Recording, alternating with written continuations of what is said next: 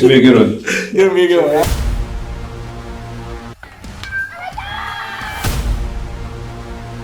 Definitely a different type of process.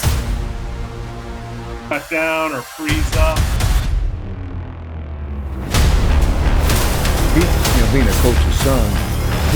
Jackson, of course, they keep retooling. One stone to face, a hit by pitch. Oh my goodness. Welcome everybody to I feel like what is a first episode of the Hitting Zone. It's been so long since I've been on. Last time, weather, sickness. It is that time of year. We got more snow out there. Right, it's been a minute. But When's the last time? Rawlings. It was. I think it was Rawlings when we were down in Chesterfield and we were at with the Rawlings Tigers, and I got the chance to sit and chat with Carter Mize, and which was fun because I know Carter. He's obviously a local too out here in this area. He's from O'Fallon, so that was fun. But huge shout out to Game 7 Baseball, Game7Baseball.com. And also our friends over there at Goat Athletics. I still don't remember their web address because it's an interesting one, but you can Google it. GoatAthleticProducts.com. Mitchell, I'll get it right one day, I promise. But go check them out on all their socials as well. And cannot forget our friends over at Prime Sports Midwest down in Fenton and in St. Peters. I put mine on my hip. I feel like if I put my hand on my hip, you put your hand on my hip, you dip, we dip, we dip.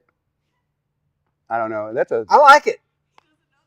I don't know that song. I think I've failed that one as well. But anyways, I'm excited about this one because obviously the name of the show is The Hitting Zone. We're in the Hitting Zone. It's the final stop, I guess, for the winter workout.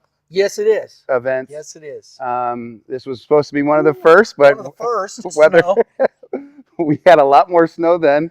It's easier to get into my parking lot today, but anyways, I'm excited about this because just we're wrapping up our high school. We got high school tryouts here in a couple weeks. We got a big night for us for our pitching group. We're going live for our high school kids, but we only have one more week, and then they have high school tryouts. But we have the next 5 weeks. Next week's a dead period. Yep, right? and for high schools, but we still can have them as for coaches and stuff. Yeah, summer stuff. Yeah. But our youth is now full bore under the youth side. So going. Yep, and I'm excited about this. You'll get to meet our 11U and 13U team tonight. That's cool.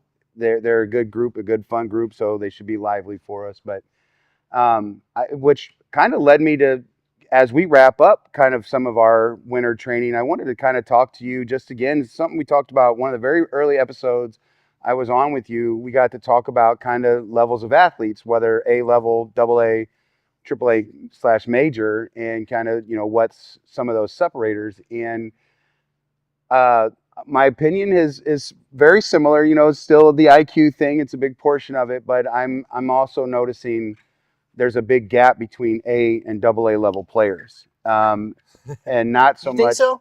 Yeah, big gap. And not so much the AA, AAA kid, other than just maybe athletic abilities. Because I have had some conversations with some AA level kids that are really smart on the field. They just don't have the athleticism. All of the athleticism, at least at the age that they are where they're at right now. Correct. I don't know how that will happen down the road because they obviously have to grow and mature in their bodies. But I wanted to touch base on this again because I still think it's a topic to discuss. Well, and two, I'm going to do a shameless plug here for Game 7 Baseball because we are hosting the Super 7 Invitational. It's 14U, and we did it open because of that. I want to see, at 14U, let's go compete. Let's see what's going on. Yes, we still have the designations, and I understand all that. But I think at this point, at this point in the season, we got all these kids going. We got 25 teams in this thing right now. So we got a few more spots we're still working on, getting a few more. Hopefully we'll get some more invitations done. If we can get to 28, that'd be huge, man. Let's get there because it's going to be loaded. We're in it. My 14U team is in it, and I'm a little nervous. You're a AA team. We are. And we've got about a 65-45 split right Yep. now between AA and AAA major teams. Yeah, I'm excited Which for I it. think is good. And, because I think that's about right. But, some of those, I haven't seen them yet, but you coming up from some of the 13U, I think the Mineral Area team from down there, I think they're a legit AAA team. Athletes that I've seen and whatnot. I think there's a couple other teams that are legit coming into that. It'll be interesting to see, because once you get on the field, it's like you said, what trumps? Do you have some of these kids that are really good baseball players, but not yet developed to their level that they may be at yet? Yeah, body maturity too is the Right. thing. Is I look at like a there's couple the teams. bat question again, too, bro. which was a hot take before, and it still is a hot take for me. But I'm looking at just my own 14U team, and I know that others have seen this, and even some of the teams that we played in the fall, and the difference in size of some of these players at the 14U age group. I'm like, I still got kids that are small, guys that are still thin, haven't started to fill into their bodies yet, and I'm looking at some of these other teams that are, AAA or above, and I'm like, man, look at the size of those kids. They just throw harder now. They run faster. They hit the ball further, harder. All these different things are changing for them. And, at the 14U level, it's a big gap between the AA, AAA there because of just size. Because, At 14? Yeah, I at agree. 14. I agree. And, that's where I think the biggest gap starts to change with the AA, AAA side. Because I got some really smart AA kids. Like, they really understand the game. They're 125 pounds soaking wet. Yeah. And, with all their catcher's gear on or borrowing somebody's. And they're just undersized right now. And so it's like, some of these kids are 6'2", 6'3", and they're throwing in the 80s already. Yep. And it's like, to me, that's just a bunch of maturity. And that's why I wanted to talk about this, is because it's been a while since I've actually recycled my age group. Because I started doing this at 14 and wasn't paying attention at 13U anymore. Now I'm paying attention to these things very differently from just 4 years ago. And for me, it was always IQ. We don't watch baseball enough. And it's like, now it's like, well, what's the excuse?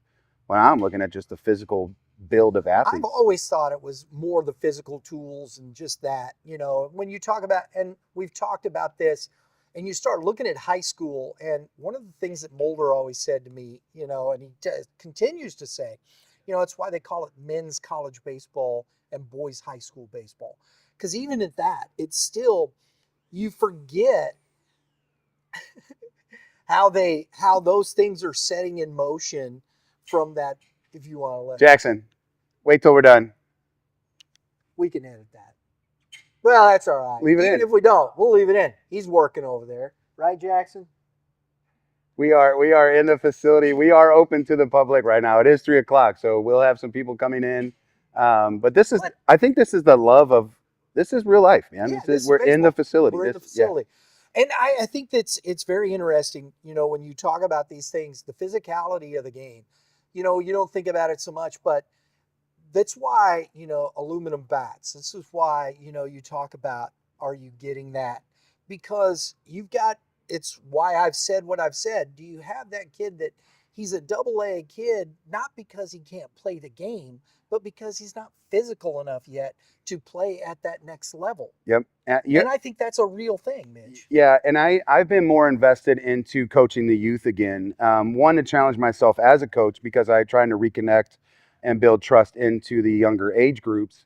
And I'm watching development changes. I've had a kid since he's been 10 to 11, and I watched how the maturity in his body has allowed him to throw harder. And obviously, I've done a heck of a lot more research in general as a coach, to try to be the best I can. I'm starting to see how the development side is really impacting what makes a kid throw 10 miles an hour harder, run just that much faster. Because, like I said, kids are watching games. Maybe not everybody. Maybe we need more of it. I still hold strong to that, because there's a large population that I think are really single A level kids, and there is a massive gap there. That's why I said it earlier. I think that's the biggest gap. But okay, and this is one of the things, but that's always existed. Oh yeah, 100%. And I think it was when I played here in St. Louis area. I think we've spent so much time trying to go, oh man, we're AAA, we're AAA. No, no, you're not. You may have one player on that is a AAA kid that if he went to a AAA team may not be playing it, with some of the other kids, because we have to remember for every probably 5 AAA teams there are in the state, let's put it that way, in the state, there's 20 or more AA teams. And you might have a couple of kids that are on the cusp of that on each of those teams and maybe should be playing there. It's just the same thing as like what we're talking about here with Victor Scott, or was it Sagasi, right? Yeah. Where do you want them to be? On the big club sitting on the bench, or do you want them in AAA getting at bats? Right. And they're good, right? Both of them are super talented.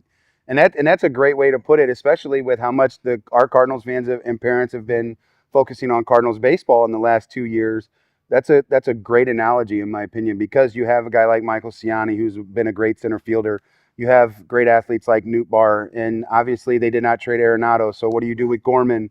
Gorman's already been there. He's played for years, even though we may think, or I may think, that JC might be a guy that we need to hold on to versus a guy like Gorman.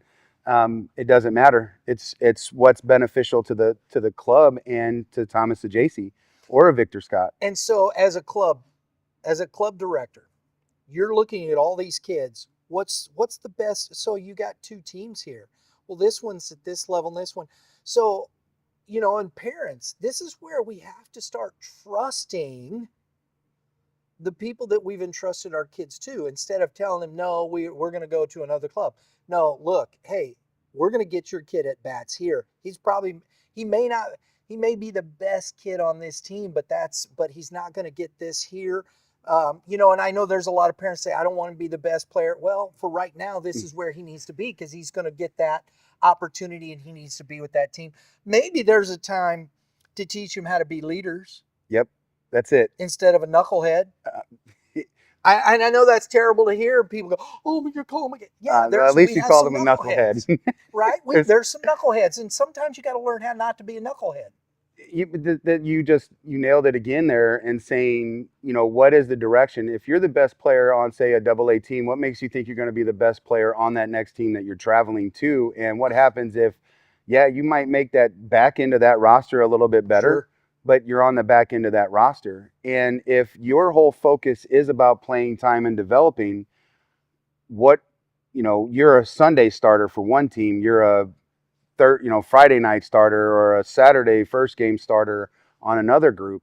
Does it help you win more games? Maybe it does, because you can win more bracket or pool play games. I don't know, but what is your real goal? Right. You want to teach him all the pressures that he's going to have in a championship game or the Sundays, you know what I mean?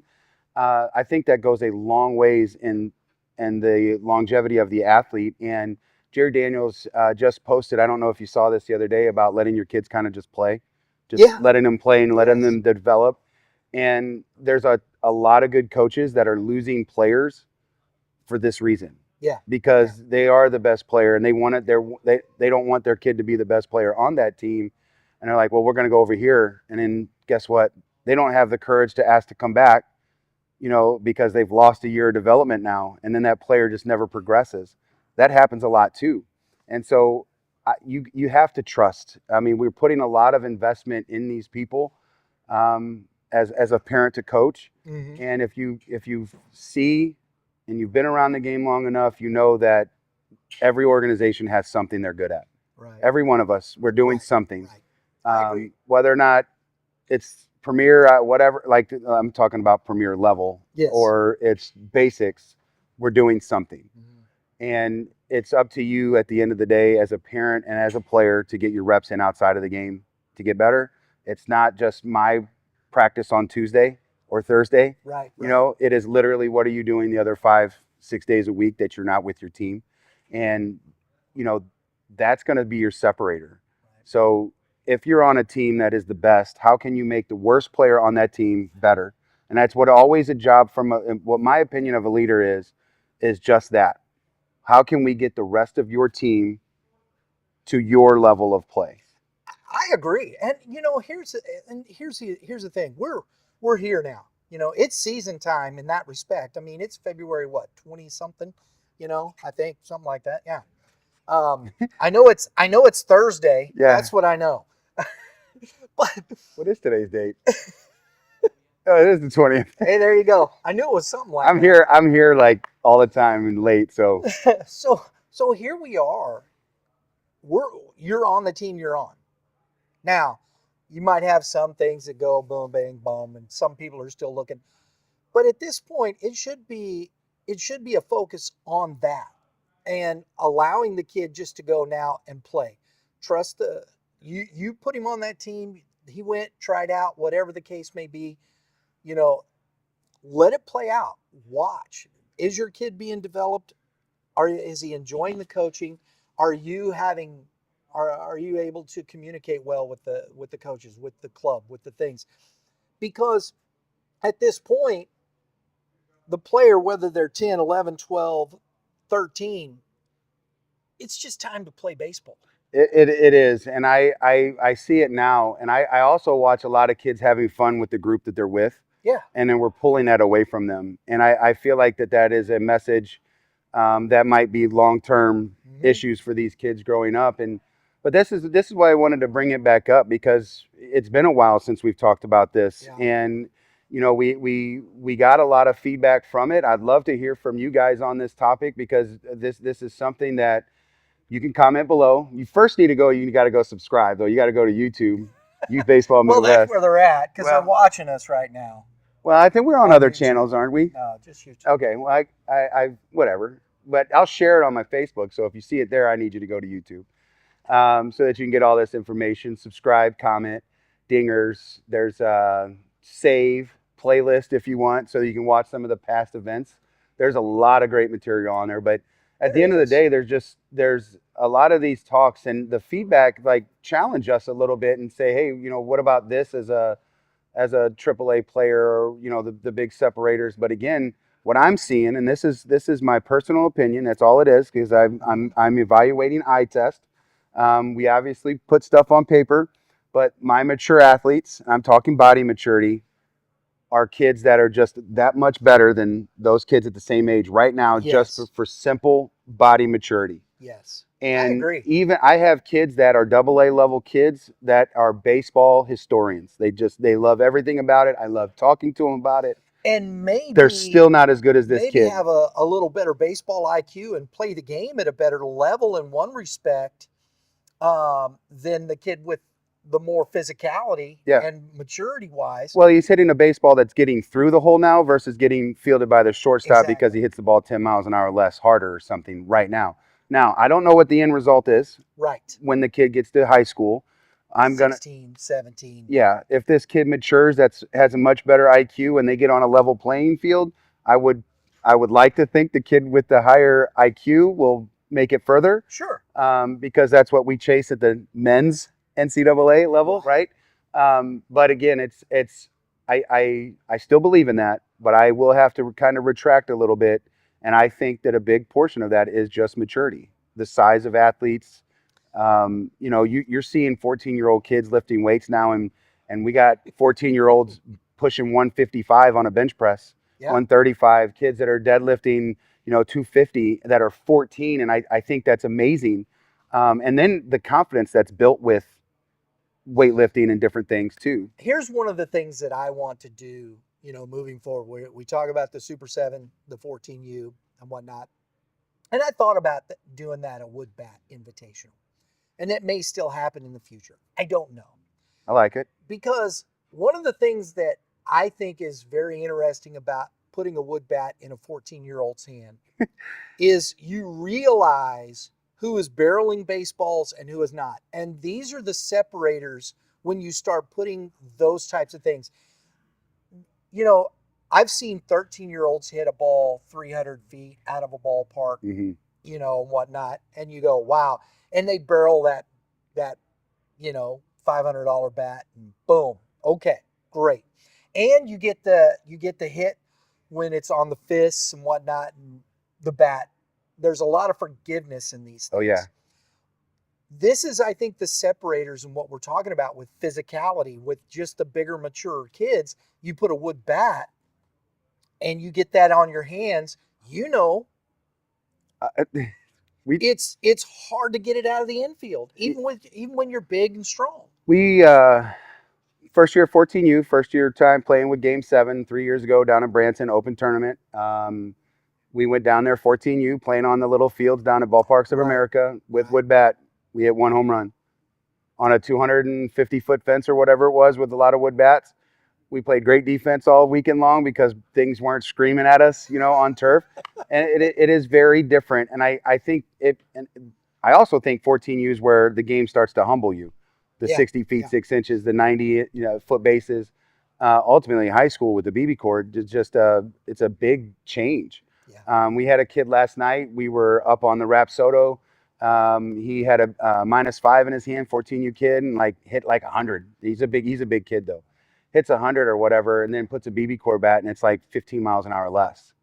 That's the difference between a double and a flyout, or whatever the case may have been on the machine. And so it's just very telling when you put purity in your hands, and that's what baseball was always designed with, was wood bats, because that's what we had to make them with years ago. So and I think that's even more telling. And if you've watched, Mitch and I have had this discussion about the -5 and the -3 at 14U. And this is, to me, the more telling part of it. It's not so much about a -5 or a -3. It's about when you start putting a wood bat, it's still about, can I barrel a baseball? yeah, Where's the sweet spot? When you start looking at all the metrics, and we talk about, all the numbers, people love the hit tracks and all the stuff. Well, I have a lot of access to the stuff we do with prep baseball. I look at these things and I start looking at hand speed, and they even measure sweet spot and percentage, sweet spot. And you'd be surprised how low some of the percentages are on sweet spot. And you got all these guys that maybe get 110, 100 miles off the bat, but it's beat into the ground because of that. But how many gap to gap, sweet spot? If you can get 50% or better, I mean, my goodness, how many barrels can you get? And I think that's the biggest thing, even over the aluminum -5, -3. I think the wood bat is that telltale sign about the physicality, the maturity of the player. And are they really actually swinging the bat like they need to be mechanically or physically enough to be able to get the ball where you need to be? And I think those are things that I think are really telling, especially at the 14U level. Yeah, big time. And I thought you were going to kind of tell me that you wanted to start bonfires with having a 14U wood bat, because that's probably what was going to happen. We could do that too. But we'll burn them on Sunday afternoon. We'll just do a big No, bonfire. I got a chair railing that we need to do. I'll take all the broken bats and put them up. But you're absolutely correct. And when you think about it, you said it earlier, is the one thing about the -5 is when you miss hit, it's forgiving, right? So you could still poke that single down there, or you still kind of hit it. Which is good for kids. Sure, maybe. Is it good? I mean, maybe in the moment it's good for confidence, but long term, maybe not, because then you have some confidence issues when you put a BB core or a wood bat in your hand, and all of a sudden you got broken hands. Your hands are burning or whatever from getting beat up inside. But you're correct, and you need to learn to barrel, and that's one of the things that when Jerry Daniels posted that just the other day, I responded with that. Our kids care so much about mechanics and stuff these days that you look down at at the coach's box and hey, what did I do wrong on this swing? And I'm like, just play the game right now. We're at a game. Just make adjustments. If you know that they're pitching away, top hand, get it away, whatever. Adjust. This is a you thing. Now it's gone to, I don't care what you do, put a barrel on a ball. I don't care if you barrel it in the ground. I don't care if you barrel it back wall. I don't care if you barrel it off the fence. Just barrel the ball.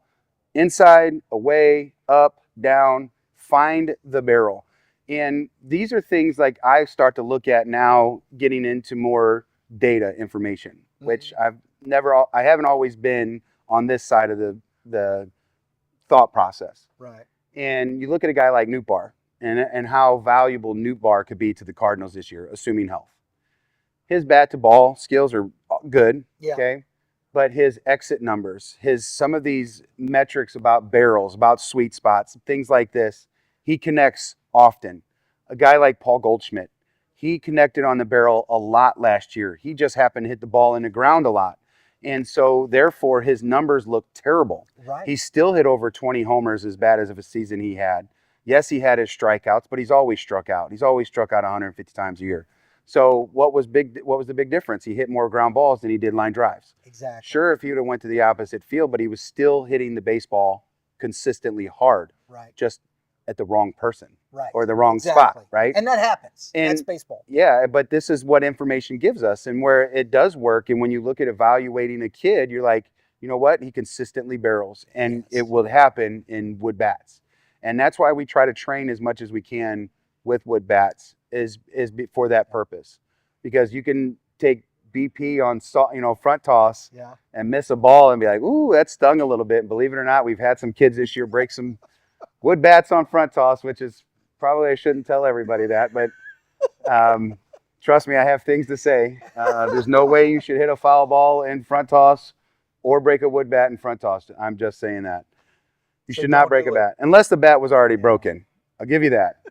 But if it's not broken and that thing's solid maple, you should not break a wood bat in BP. And two, so, and I think this goes to, as you're starting, it's like the kids, I understand the hit tracks and it's fun and the things that we do, but we were having this conversation the other day with some fellas, and Drew knows what I'm talking about. Whereas, in the games, the little kids, they swing the bat, they hit something, and they turn back to look and see. It's like they're looking for the hit tracks. Every time it's like, it's so, it's almost become, the first thing you do is turn to look at hit tracks. Yeah. Rather than understand, we're training that part rather than just the focus of feeling swing, doing those things, body movement, all the things we're talking about in this respect. And I think it is doing a disservice. So are we really developing with those things? Yeah. Are we using those tools properly?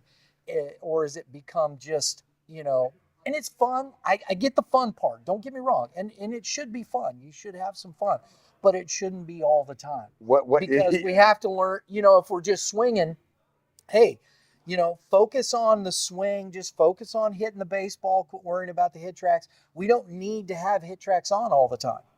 You don't need to have it on to know that you barrel the ball. You're going back to your comment that you made about the wood bats. And this happened yesterday, and this drives me bonkers. So we get on the machine, we get the Rapsodo out, we're getting some numbers. It's the end of the year, so we're trying to help these guys out, seeing where we But you're talking started. about older kids too, right? We don't metric the younger kids, and we do put them. They do have the access to go over there and get on hit tracks, and when they're on the Fungo Man. But for our sake as coaches, we don't really. We're not putting them on metrics. We don't want a piece of paper to determine whether or not the kid got better. I think if everybody's looking and paying attention at 11, 12, 13 years old, if you're showing up, you're getting better. And but anyways, last night we hooked the machine up, we hooked Rapsodo up, and we get the boys on, and we have they're juniors in high school at some pretty well-known schools around here. And the first thing they go is, how fast is it throwing? I'm like, who cares, right? And it's just one kid, then it's 10 kids, and it's like the whole team we had 30 kids in here last night, and everybody's asking, how fast is this going? And you know me, I didn't say who gives a crap. Like, I said another word, it's like, who really gives that? And I was like, Coach Dan was like, just make an adjustment. Like, if see a pitch, know what the speed is. You've been doing this a million times. Timing. Nothing changes. Like, and then they'll go in and they get, say, 7 swings or 6 swings, whatever it is. They hit one barrel. And the first thing they come out of the cage was, what was my number on the one barrel? And we literally looked at each other and go, we're turning it off. Because of what you just said. It's like, you barreled one baseball out of 7. You didn't even have a good round. You're getting ready to try out for the top team in the area that you got on your state rankings. And how? Dude, don't worry about hitting 100 miles an hour. You have one of the hardest schools to go play for. Right. You got to worry about some other things other than, you need to barrel 7 baseballs in a row. Yeah, that's what you're going to have to do. Like, it's not an option. And it's just, it's funny to me that there's no pride in that anymore, but there's no pride in the strike throwing.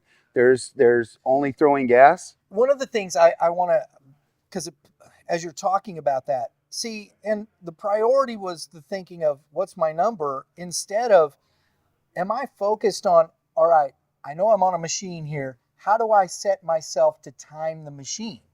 Is it an arm? Is there an arm to it? What are you doing? Where's that at? Where do I see the baseball? Because it's no different. If you can't, let's go back to see the baseball, hit the baseball. In that respect, I got to try, no matter what's happening around me, I got to try and find the baseball as early as I can so I know when to load and I'm ready to hit the baseball. And these are just basic things. I don't care about, your hands and whatnot. Okay, fine. We'll see what that is. But let's see if you can let's do that first. It plays from T-ball to the big Yes. leagues. It's Yes. always been about see the ball, hit the ball. Yeah. And how do you know where to hit it? You know what I mean? You have to see the ball early, like you said, so you know to punch that ball to right field, or if this is your favorite pitch to hit, and you could take your A++ swing and hit it as far as you want. And it's there's no thinking anymore. And because I think we've done a bad job, and I'm part of this as well. Understand. In the coaching piece, I've worried about so much mechanics. Is I'll have a kid come in here with an ugly swing, and I'm like, I got to get that kid looking like a MLB The Show swing. You know what I mean? And really, I don't. I need to teach the kid how to get on time. I need to get him confident, and then I need to have him make a whole bunch of mistakes. Then I need to have him or her learn on their own, because when they do, it sticks. So as much as you tell me one thing, until I do it myself and think that I did it myself, and in the terms of training, it still goes in kind of one ear out the other. You have to say it 38 million times for me to get it. But if you let me fail at it, and if I get sick of failing and finally make the adjustment and it clicks, the rest is history. One of the most fascinating guys to used to listen to in hitting, and you would think, wow, what's he talking about, was Pete Rose. And the way Pete Rose got in the box, and then when he'd talk about the movement, he goes, I'd move up here, I'd move there, I'd move here. He was constantly doing this and whatnot. I mean, that's advanced. Yeah, he's a professional hitter. I mean, that is the professional of professionals. But you listen to that, and all of a sudden you're like, wait a minute, what are we talking about? Yeah. And he's just, so I can see the baseball, I know what's going on, this guy, where he wants to do this. So getting, that's the difference, physical maturity, what you have. Are we teaching the kids the baseball and letting the maturity part and putting kids with kids that are going to be successful together as a team, as a group?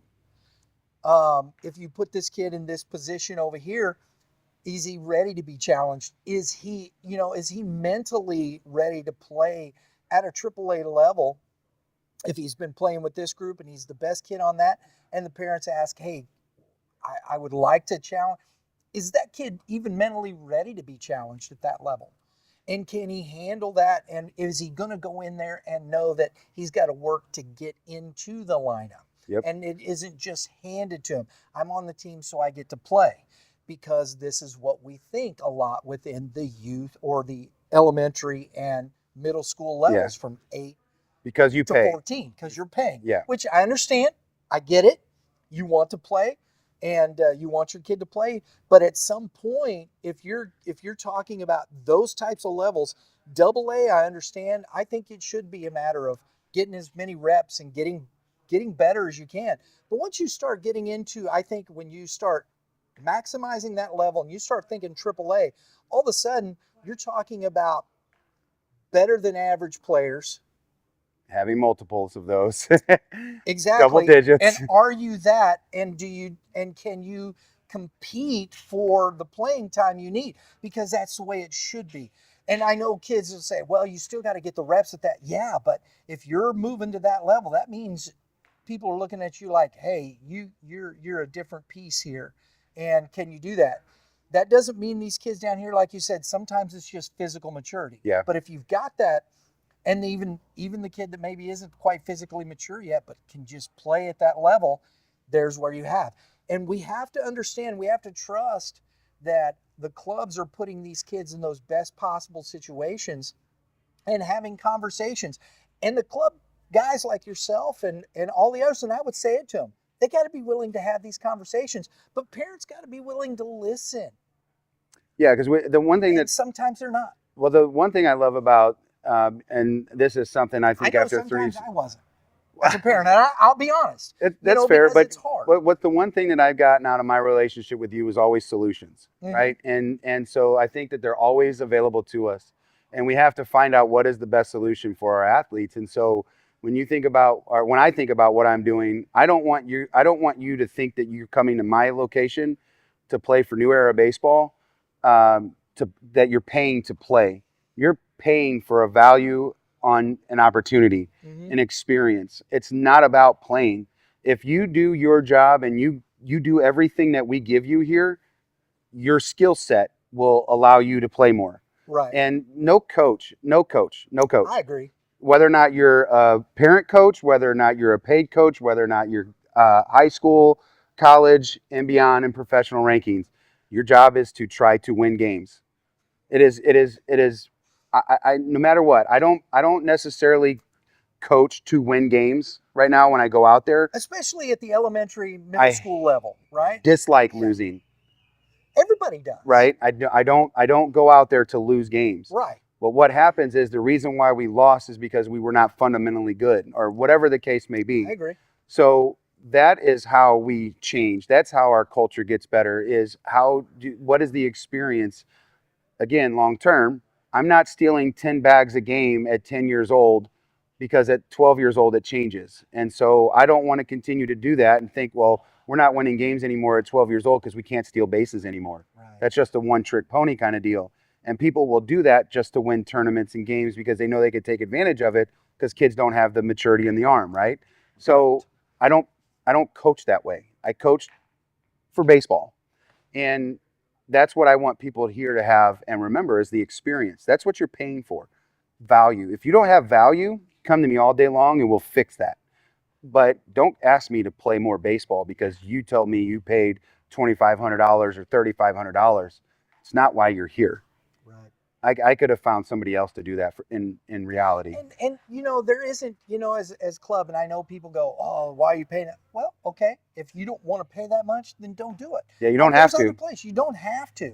And these are the things, and this is where we have to start thinking differently in this scenario. And I know that's tough because, hey, tournament baseball, club baseball, it's not cheap. It is not cheap. We're sitting in this facility.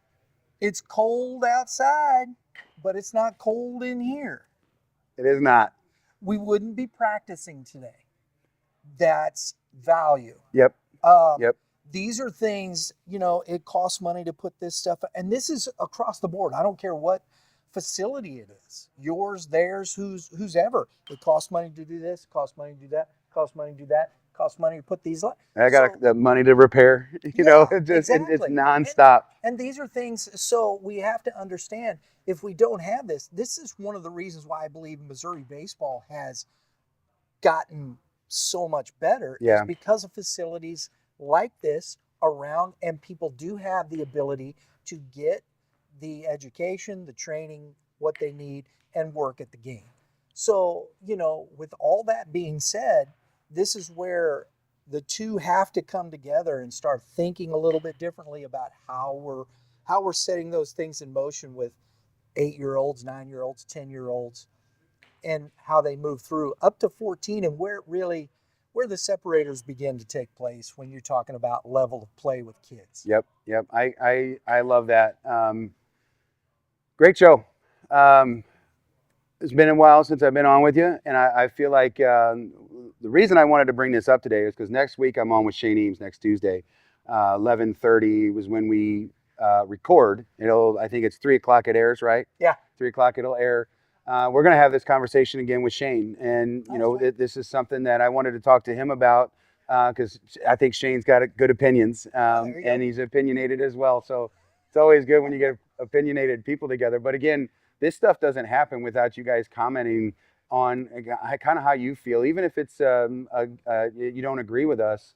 We're always going to find different solutions because I can still learn from some of the things that you say, and I need those to be able to stay relevant. Yeah. I think as a coach and as somebody that influences people, and that's what I want to do. So please comment below on our YouTube page. Baseball Midwest influencer.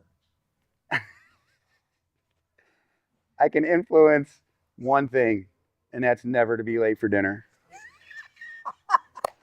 Don't call me late for dinner or whatever it is. But anyways, I appreciate everything that you guys do. It's been great to have Brian on. Absolutely. It's different because normally I'll have a special guest on. I'll get the hitting guy from, whatever facility that I got a chance. Well, I'm that guy here. So I needed Brian to help me out today, but I wasn't going to give Brian the show because he's been filling in for me like 38 times this year so far. So, man, I do appreciate it. Yeah, man. It's good to see all of our engineers back and what they do for us.